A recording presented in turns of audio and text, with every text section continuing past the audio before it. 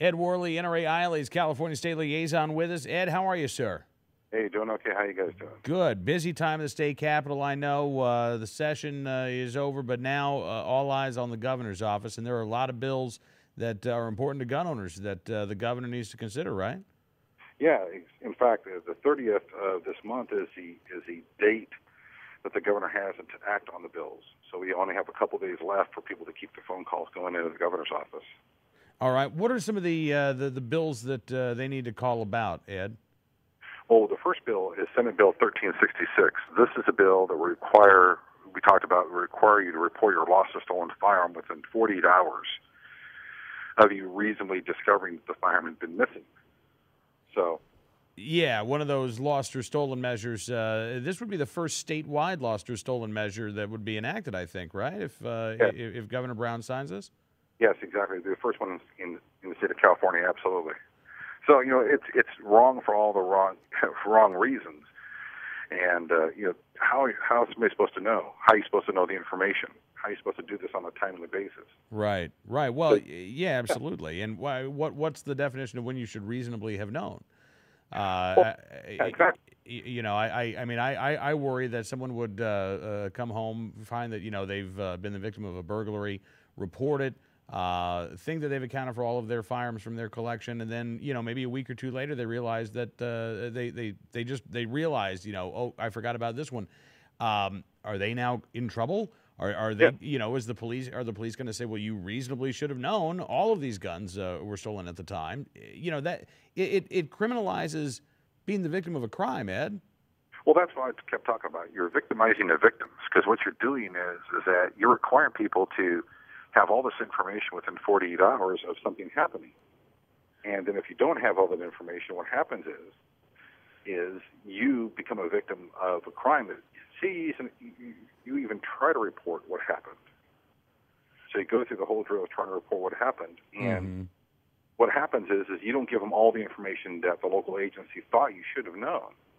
Well, then, like you're saying, you go back, 3 days later. You're saying, oh, hey, by the way, I forgot my grandpa's shotgun was in the closet, so forth and so on. And next thing you know, they're citing you because you failed to report in 48 hours what happened. Yeah, absolutely. All right, so we've got that bill. Any other bills, Ed? Yeah, we have AB 2333. This is the one we've talked about before. This is a negligent storage for BB devices that we talked about. Oh, yeah. So the way that bill is structured is very interesting, because if a minor takes a BB device out into public view any place, then the parent or the guardian is guilty of negligent storage of the BB device, because you allowed a minor to take it to some location where they're visible.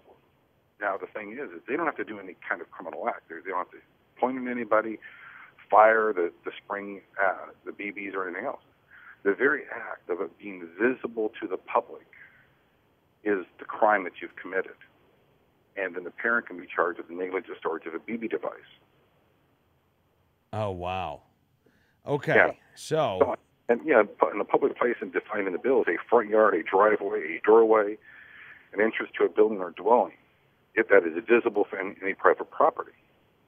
So you could have kids, like my daughter takes her pink Daisy Red Ryder and goes down the street and plays with the other kids.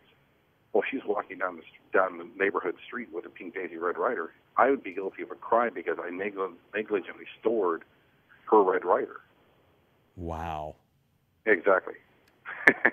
That's scary, Ed. Yeah, well, it's crazy stuff. And the other bill we have is, of course, the open carry bill. They're trying to add on to the thing about banning the open carry of long guns now. That's Assembly Bill 1527. So this is a carry-on from last year when we banned the open carry of handguns. And this would add the same kind of problems you would have with open carry of handguns to open carry of long guns. So if you're out in areas and you're openly carrying an unloaded long gun, you'd be guilty of a misdemeanor crime because you're openly carrying a long gun. And they try to give all these exemptions. Well, if you're out hunting and doing this and doing that. So they're trying to add on to that so the AB 1527 is trying to ban the open carrying of long guns in California now. Oh, wow. Yeah, and again, I mean, Ed, this was a solution in search of a problem when they instituted the original open carry ban. It's even more ridiculous now. I mean, I feel it's an embarrassment, quite honestly. It is such a reflexive anti-gun position, and all of these folks who say, well, we're not anti-gun, Ed, we're just in favor of common sense laws. This law is the opposite of common sense. Well, the question is, if I'm out in a public place, I'm out in public, it says you can't have an openly display a rifle in a public place. Well, a public place is any road. So if I'm out hunting or out target shooting out in the mountains and I'm walking down the road with my rifle, I'm in a public place. Yeah.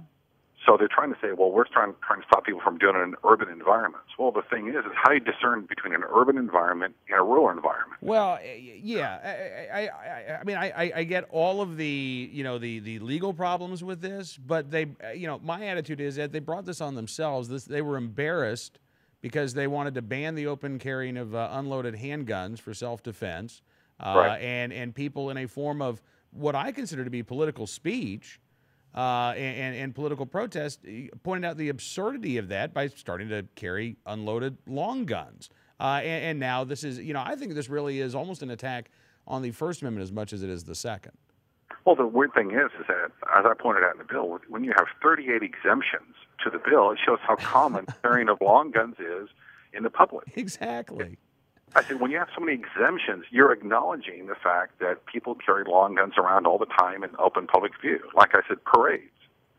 Yeah. Well, like the Rose Parade or the Veterans Parade are these guys carrying guns. So they have 38 exemptions in the bill because they're trying to exempt everything they think of. So they're not saying that people can't carry long guns in public, that it's a bad thing to do necessarily. Right. They're trying to thread this needle by saying, well, you can't do it here, you can't do it there. And like I've told people at the Capitol here, I said, no one's going to understand the nuances of all the 38 exemptions.